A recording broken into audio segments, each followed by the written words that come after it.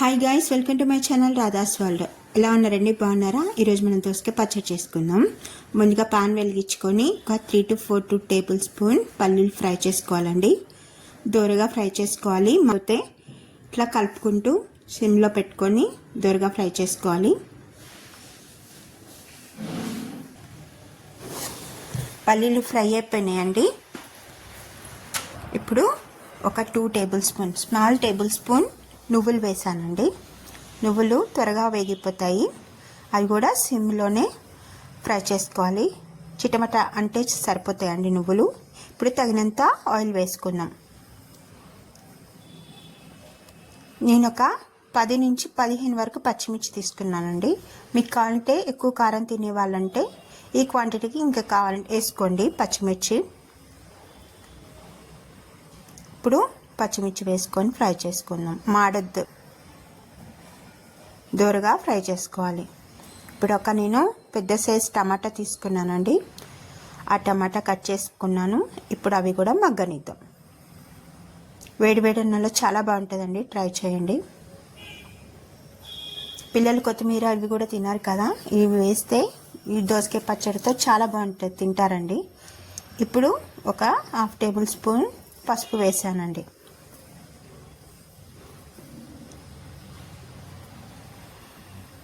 ఇప్పుడు 1/2 దోసకాయ ముక్కలు కట్ చేసుకున్నాండి. 1/2 దోసకాయ పచ్చళ్ళలో వేసుకుందాం. పచ్చి ముక్కలు రోట్లో నూరుకుంటే చాలా బాగుంటుందండి. నాకు పెద్దది రోల్ అవైలబుల్ లేదు, నేను మిక్సీలోనే వేస్తున్నానండి.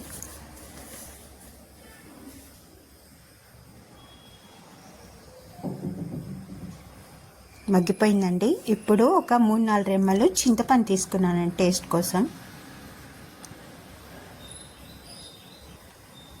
ఇప్పుడు కొంచెం కొత్తిమీర వేసుకుందాం.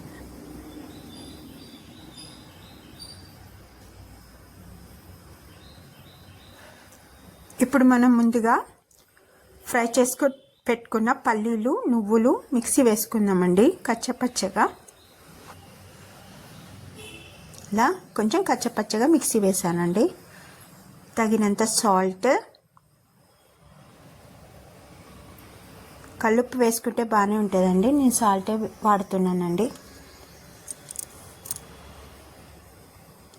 ఇప్పుడు ఒక 3 to 4 వెల్లుల్లి వేస్తున్నాను. ఎందుకంటే పచ్చడి వేసాక వెల్లుల్లి వేస్తే నలగవండి, అందుకే నేను ముందుగా వెల్లుల్లి వేసి ఒక్కసారి మిక్సీ వేసానండి.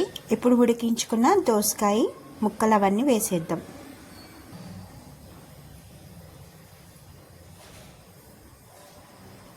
మొత్తం తీసేసుకున్నానండి. ఇప్పుడు ఒక్కటేసారి కచ్చపచ్చగా మిక్సీ వేసుకున్నాను. ఇప్పుడు కొంచెం ఇందాక సగం దోసకాయ పచ్చి ముక్కలు కూడా వేస్తున్నాను. కొంచెం కొత్తిమీర. రోట్లో నూరుకుంటే అయితే చాలా టేస్టీగా చాలా బాగుంటుందండి. మీరు అవైలబుల్ ఉంటే కంపల్సరీ రోట్లో నూరుకోండి. ఒక్కటేసారి నేను ఒక్కసారి మిక్సీ వేసానండి, అంతే.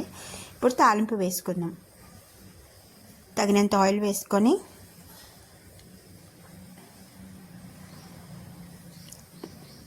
శనగపప్పు వేసుకుంటున్నా. ఫస్ట్ కొంచెం ఫ్రై అయ్యాక జీలకర్ర, ఆవాలు కూడా వేసేసుకున్నాం.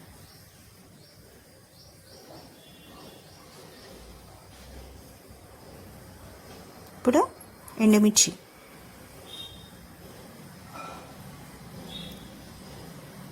ఇప్పుడు కొంచెం కరివేపాకు కూడా వేసేసుకుందాం.